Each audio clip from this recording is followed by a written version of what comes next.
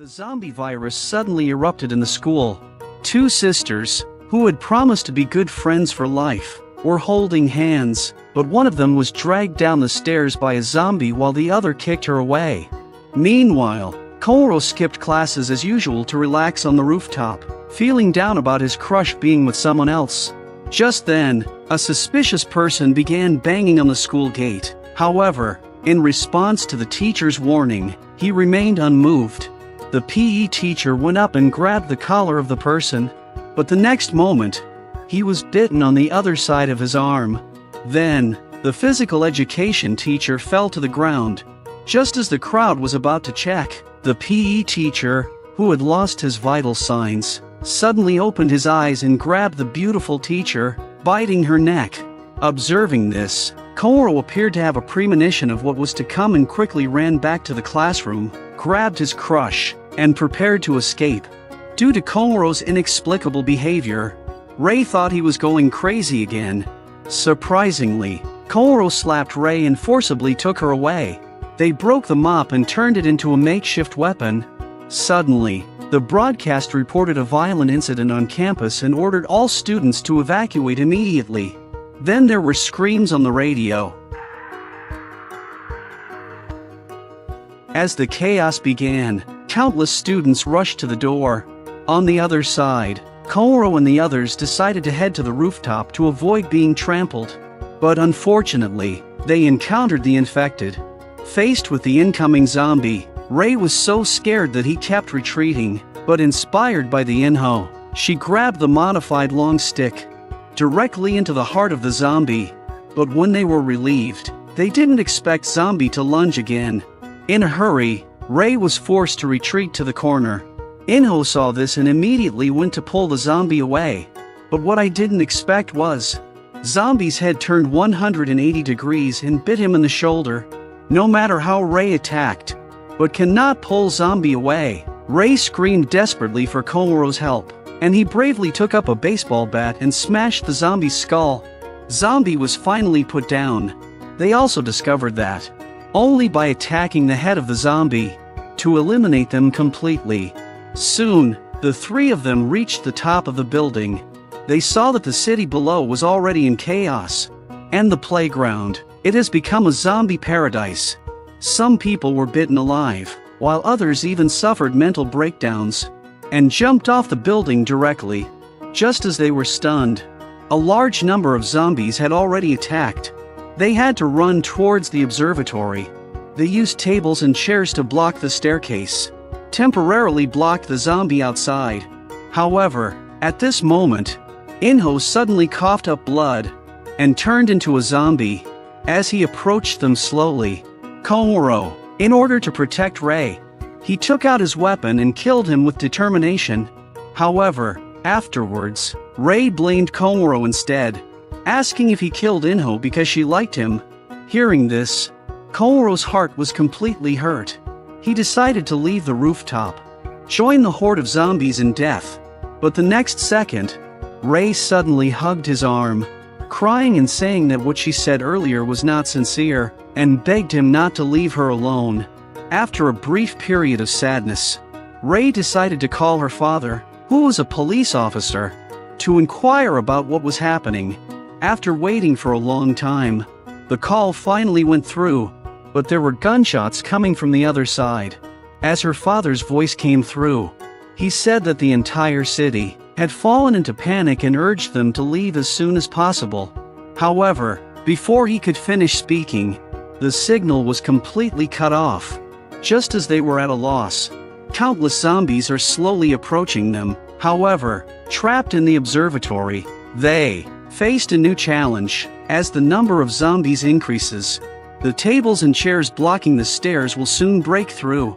If they didn't escape soon, death will be waiting for them. Koro quickly pulled out the hose and asked Ray to turn on the switch. In an instant, strong water pressure was released. After the impact of the high-pressure water gun, the zombies were successfully dispersed. But in order to escape from the school, they had to navigate through floors filled with zombies. So they decided to first find surviving classmates, and then unite to leave together.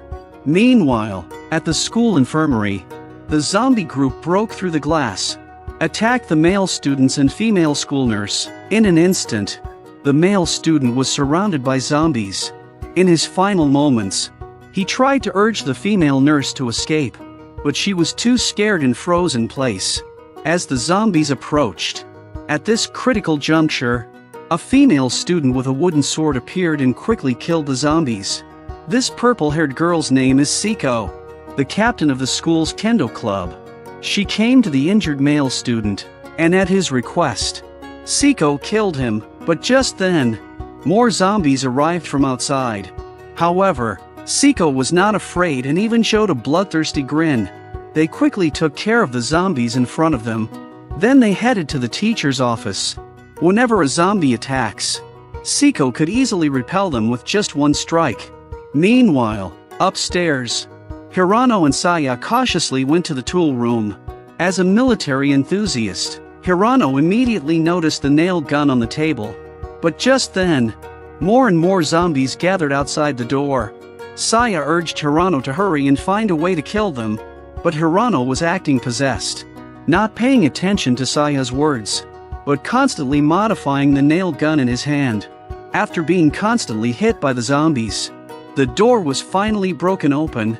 Facing the zombies rushing in, Hirano picked up the modified nail gun in his hand and started shooting at the zombies. As the zombie group was repelled, they quickly exited the room. Meanwhile, Saya tested the zombies by throwing towels at them, and finally concluded that zombies are very sensitive to sound. They lack vision and smell. But as they were discussing countermeasures, more zombies emerged from behind. But at the critical moment, Hirano's modified gun ran out of bullets. As the zombies got closer and closer, Saya had to use nearby objects to keep attacking the zombies. But this could not stop zombies.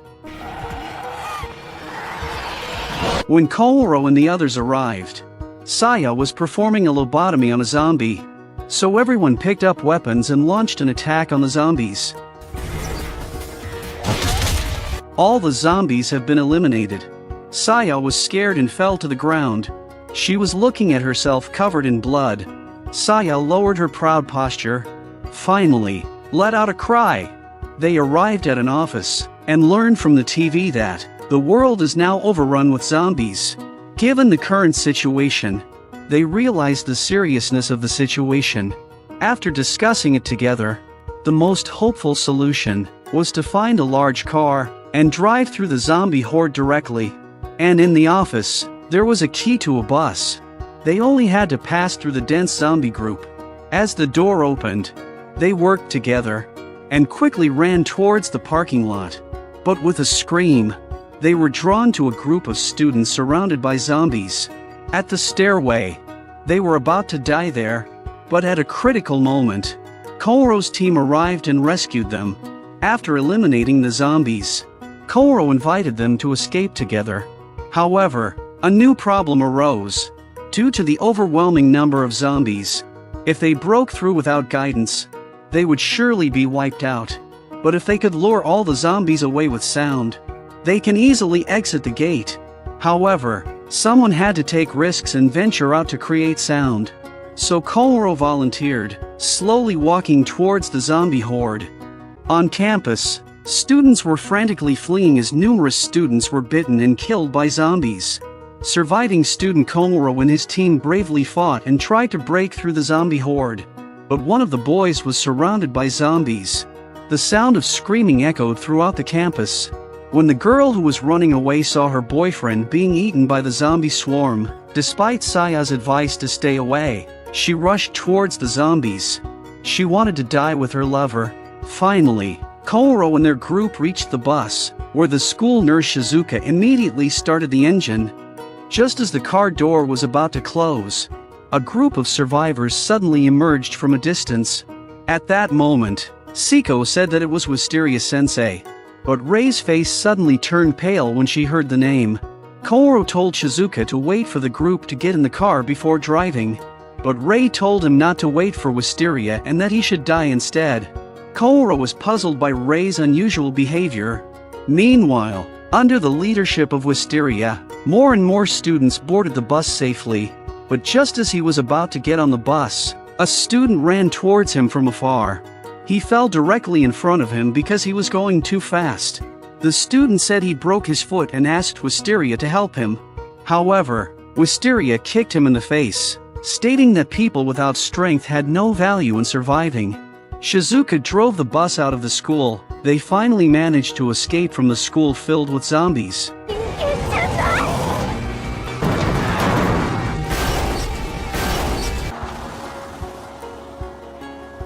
At this time, a zombie was about to enter a convenience store, but the clerk was listening to music and completely unaware of the danger. Komaro's team happened to drive by the store and ran over the zombie, instantly killing it. The group of people in the car were arguing about where to find a safe place. They almost got into a fight about it. Ray knocked one of them to the ground. Wisteria walked over, clapping in approval, praising Ray for ending the dispute and stating that they needed a leader to guide the team. As the only teacher in the group, Wisteria volunteered to be the leader, and almost everyone agreed with the proposal. However, Ray strongly resisted and even jumped off the bus by herself. Komuro was worried and followed her. Although he didn't know why Ray hated Wisteria so much, he hoped that she could endure it for a little longer since walking was too dangerous. Suddenly, an out-of-control bus came with countless zombies crawling inside. Finally, it crashed into a car on the side of the road and flipped over. Komuro saved Ray in time. Although the two were not seriously injured, the road was blocked by the burning car, with zombies constantly emerging from it. Komuro and Seiko agreed to meet at the East Police Station at 7 p.m. After that, Seiko went back to the car and asked the school nurse, Shizuka, to find another way. Komuro and Ray also made it out in time. They were about to take a break. A zombie with a helmet pounced on them. As Komuro blocked the zombie's attack, Ray picked up a brick and smashed it on the zombie's head. Knocking it down, they breathed a sigh of relief. The once bustling and prosperous streets were now empty, with bodies and destroyed vehicles everywhere. They found a police car, but the police inside were already dead. Ray checked and found a handgun, but unfortunately, there were only 5 bullets in the gun. In this post-apocalyptic world, each bullet was precious. At that moment, Ray handed Komuro 5 bloody bullets. She had taken them from the severed hand of another police officer. With the gun in hand, they continued forward. They arrived at a gas station and wanted to refuel their motorcycles, but the self-service machine required money, which they didn't have. Komuro went inside the gas station to find some money. When he saw no one was around, he picked up a baseball bat and smashed it on the vending machine. Suddenly, a scream startled Komuro. He rushed out. Ray was held by a man with a knife to her neck. In a world where zombies are rampant, the man only wanted to have fun while he was still alive. And so Ray, with her good looks, became his target. The man threatened Komuro to drop his weapon and give him the motorcycle with a full tank of gas. Helpless, Komuro had to comply. However, when he threw the iron rod, the sound of the impact with the ground attracted a large number of zombies. After filling up the fuel, the man told Komuro to get lost. At that moment, Komuro seized the opportunity and shot the man in the chest. The man was knocked to the ground. The intense pain made the man whimper continuously. Ray wanted to teach him a lesson, but Komuro urged her to leave quickly because the noise had already attracted a large number of zombies. The injured man asked for help from Komuro, but Komuro just looked at him contemptuously and turned around, riding away on his motorcycle. By that point, the man was surrounded by zombies and his fate was already sealed. At that moment, a female zombie was showing off, but she was shot in the head the next moment. A purple-haired beauty with a sniper rifle took down a zombie with one shot. In a short while, all the zombies in the airport were eliminated. This fierce woman was named Rika, the ace sniper of the Special Assault Team, and now she is in charge of airport security. She was also a good friend of the school nurse, Shizuka. On this side, Saya and the others drove to the city. But the situation here is not good either. Some street thugs were acting recklessly, wielding weapons and attacking both zombies and uninfected humans. If it weren't for quick evasion, Koro and Ray would have been killed by them. Additionally, many uninfected civilians fled to the outskirts of the city to avoid the zombies. The places they chose were usually independent islands or areas with strong armed forces, but contact with others also meant the risk of zombie invasion. As time passed, these areas only maintained the minimum population to survive and refused entry to outsiders. The zombies were rampant, and screams could be heard all over. All the survivors wanted to escape, but they were all trapped on the bridge. The police prohibited civilians from leaving the area, and some hoodlums who didn't listen tried to force their way out. But the next moment, they were washed away from the bridge by a high-pressure water gun. Inside the bus, Wisteria was brainwashing the crowd. Even some of the female students were willing to let him manipulate them. As he continued to push people, more and more people have developed a morbid admiration for him. In order to avoid being influenced by Wisteria and to fulfill the promise with Koro, Saya and the others were preparing to get off the bus and leave. The other people on the bus were angry at their behavior, but Wisteria did not stop them. To him, these people were already a destabilizing factor, so it was a good thing that they left. However, Wisteria did not allow Shizuka to leave. As the only doctor here, her role was more important than anyone else's. Just as Wisteria was getting closer, a bullet grazed his cheek. Hirano raised his modified gun and pointed it at Wisteria. Hirano, who had been timid and weak, had gone completely insane. Now, as long as someone dared to stop him, he would not hesitate to kill them. Wisteria was intimidated by this ferocity. The group left the bus without any issues. Meanwhile, Koro and Ray were planning to go to the East District Police Station, but the bridge was blocked and they couldn't pass. Suddenly, they heard the sound of fighting. It turns out that Saya and the others encountered a group of zombies after getting off the bus. Hirano had run out of bullets in his modified gun, and Siko was fiercely fighting with the zombies. Shizuka panicked and accidentally pinned Saya to the ground. The zombie group is approaching them. At the critical moment, Koro descended from the sky on his motorcycle. As soon as he landed, he defeated a large number of zombies. Ray joined the battle and killed many zombies with her spear. Koro threw his pistol at Hirano, who showed an excited expression when he caught it and immediately shot through the zombies. Koro kept moving forward and Siko grabbed his hand. With a powerful swing, an arc was drawn in the air, and the last zombie was eliminated.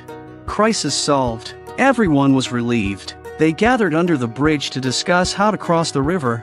The road was blocked, and the water level was rising, making it impossible to swim across.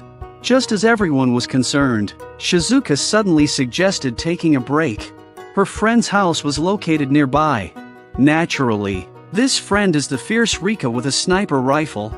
Before leaving, Rika gave Shizuka the key and asked her to help ventilate the room. Now, it could provide supplies for everyone, and Rika also had a large jeep, which was the best means of transportation to escape from the zombies. Everyone agreed happily, and Koro decided to go with Shizuka to check it out first.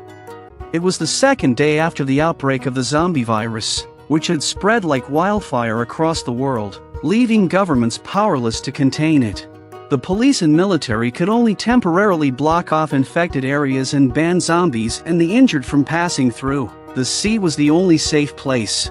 The top brass from all countries gathered here to maintain stability in the overall situation. They have completely abandoned the areas that were infected by the zombie virus. These areas lack support or supplies. This also implies that those citizens will eventually pass away. This decision caused a lot of dissatisfaction and people began to protest, suspecting that the virus was a biological weapon developed by certain countries. The riots became more and more violent.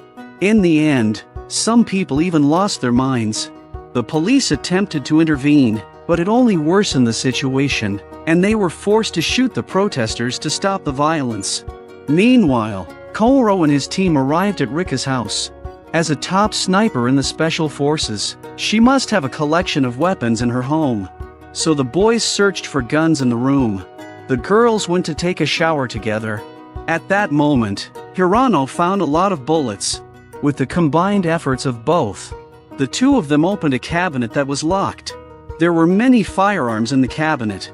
At the moment when he saw these guns, Hirano's face was filled with a crazed expression. As a huge military fan, these guns in front of him have a fatal attraction to him. All types of weapons are readily available here. As an ordinary high school student, Hirano knew all these guns like the back of his hand. Kohoro was puzzled. Through conversation, he learned that he had not only fired real guns before but also received training from a special forces captain for a month. Having a team member with rich military experience was crucial in handling the zombie crisis. The outside was chaotic and they noticed the dire state of affairs. The footage of the police shooting protesters was captured by journalists and the world was now beyond saving. If they wanted to survive, they had to rely on themselves. At that moment, Shizuka suddenly appeared after taking a shower. She was already drunk and jumped at them. When Hirano went outside to inspect, he suddenly started bleeding from his nose. It seems that Shizuka's behavior has had a significant impact on him just now. Rei and Kohoro chatted about their past on the stairs, reminiscing about their childhood. On the bridge, many refugees had gathered, unable to leave as the roads were blocked. The government's abandonment and fear of death. It caused some people to lose their minds. They drove their forklifts over the guardrail and charged towards the zombie group. The riots began. People fled to the outside of the city in a hurry. Looking down at the hordes of zombies, Kohoro realizes that the real test has just begun. A man in the street accidentally drops a bullet while loading it. Just as he was about to pick them up, a swarm of zombies pounced on him. The sound of screams echoed. Siko called Kohoro and the others inside the house and turned off the lights. Although zombies were only attracted by sound, light could attract survivors. Fear of death could drive them more insane than zombies. Siko warned Kohoro not to show too much kindness in the future, as it would only lead to their own demise. Just then, Kohoro saw a father with his daughter running toward a house. The father comforted his daughter and said they would soon see her mother. Then he knocked on the door of the house. He hoped that the person inside would let them in. However, the people inside the house ignored their father and daughter outside. Even if the man asked only for his daughter to go in, he was mercilessly refused. The man raised a wrench and threatened the people inside that if they didn't open the door, they would force their way in. Finally, the man inside the house compromised. However, the moment the door opened, the man was stabbed in the chest with a sharp knife. The daughter behind the door looked at the scene in disbelief. The man gently stroked his daughter's head and told her he was okay, asking her to find a place to hide.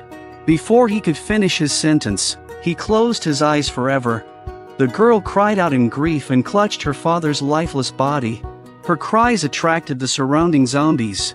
Just as the zombie was about to bite the girl, Hirano shot him on the balcony just in time to kill him. One by one, the surrounding zombies were eliminated. Kohoro, who had witnessed all of this, decided to save the girl. After a discussion, Siko and Rei finally agreed to do so. Kohoro rode his motorcycle towards the zombie horde, with Hirano providing cover fire from the balcony. So there was no obstruction. However, when he entered the courtyard, the bike overturned because it crushed a corpse. But there was no major issue.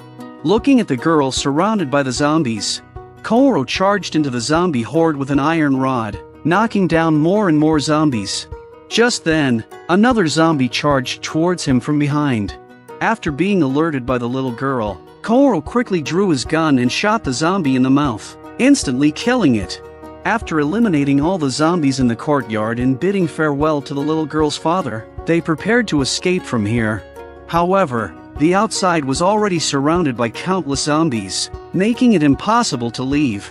Kohoro suddenly had an idea and carried the little girl on his back, leaving through the wall. Despite the zombies under the fence howling and roaring. But after all, they don't have human minds and can't bite the people above them. As long as Kohoro doesn't fall off the wall, he will be okay. But at that moment, the little girl suddenly said she wanted to use the restroom. She couldn't hold back any longer. Kohoro had no choice but to let her relieve herself on him.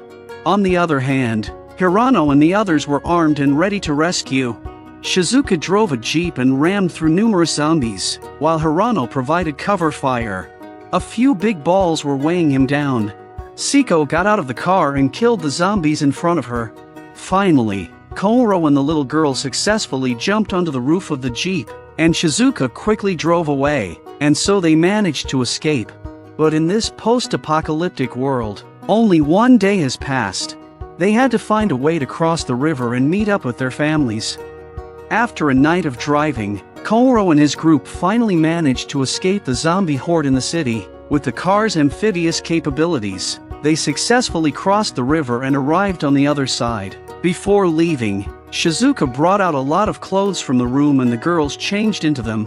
Hirano and Kohoro patrolled the road and found no zombies, so they signaled for Shizuka to drive up. Saya's house was the closest to here, so they decided to search for her parents first. On the way, cherry blossoms were fluttering in the sky. Blue sky, white clouds, and a fresh breeze. Kohoro and Rei sat on the roof of the car and watched everything quietly. Just then, Hirano shouted that there were zombies ahead. Saya immediately told Shizuka to turn right.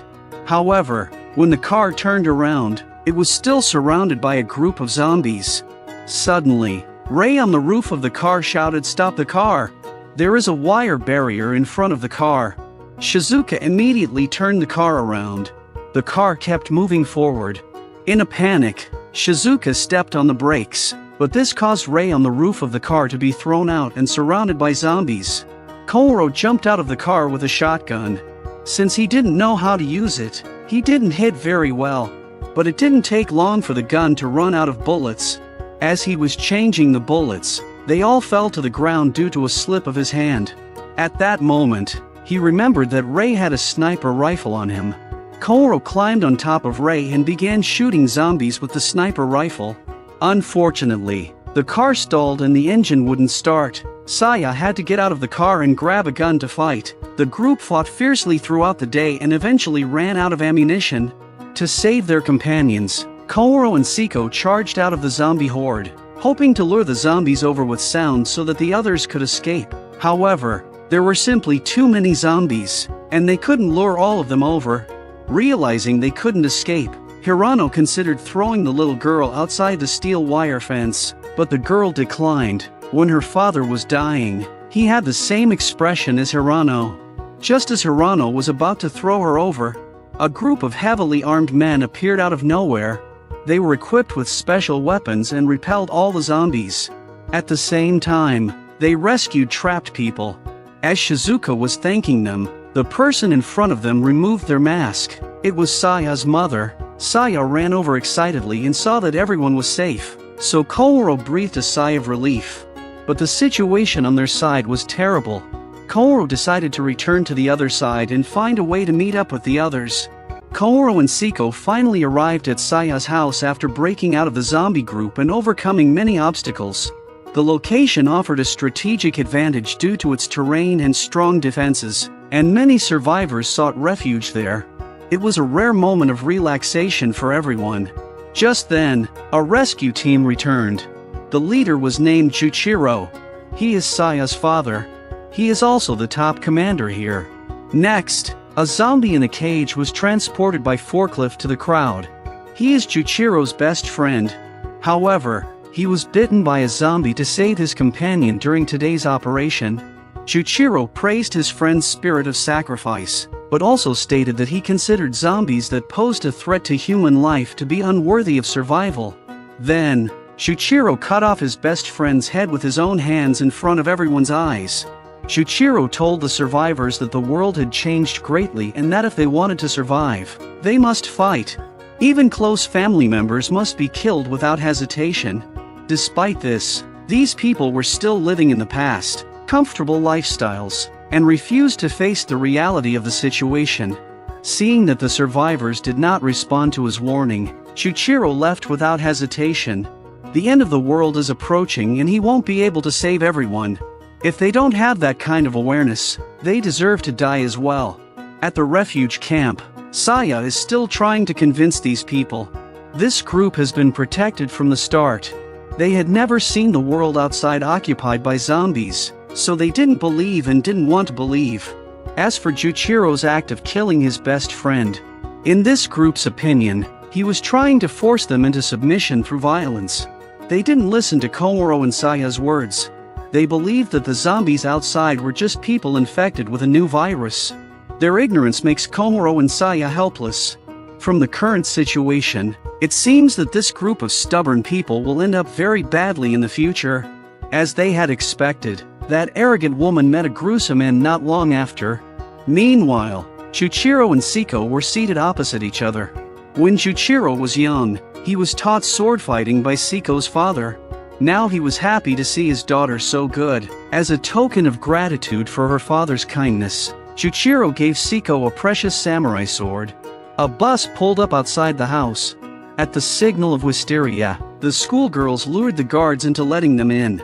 At that moment, Ray suddenly grabbed his bayonet and rushed out. It turned out that Wisteria had arrived, and from the words of those present, it seemed that he was the son of a member of parliament and held a high position. The man praised his father for raising a good son, but Wisteria sneered at his words, revealing that his father was actually a tyrannical ruler who had driven his mother to suicide. He claimed that he was just a pawn in his father's hands and that his father had even used him to teach the daughter of a police officer a lesson by making her repeat a grade as a warning. The policeman's daughter was Ray. While Wisteria was hypocritically talking about how she was protecting the students, Ray rushed forward and placed the bayonet in front of him. The thought of her father, who had never wavered in his beliefs, apologizing to Wisteria made her seethe with anger and wished to kill him. Wisteria tempted Ray to attack him, hoping to fulfill his twisted desires by sacrificing himself and driving her to the brink of despair. However, Ray decided not to kill him as she didn't want to tarnish her hands. Ray's words made Wisteria feel insulted. Finally, Juichiro ordered, "Wisteria needs to get out of here, along with the students he taught to be bad." Inside a military vessel in the depths of the ocean, soldiers received final orders from their superiors to launch nuclear missiles at various countries. With a key turn, humanity's forbidden weapon has resurfaced once again. The outbreak of the zombie virus and the nuclear strike. As if an invisible hand is controlling everything, a conspiracy seemed to be developing, and to prevent the nuclear bombs from falling, countries simultaneously conducted intercepts and successfully destroyed their targets. But there was still one nuclear bomb still headed for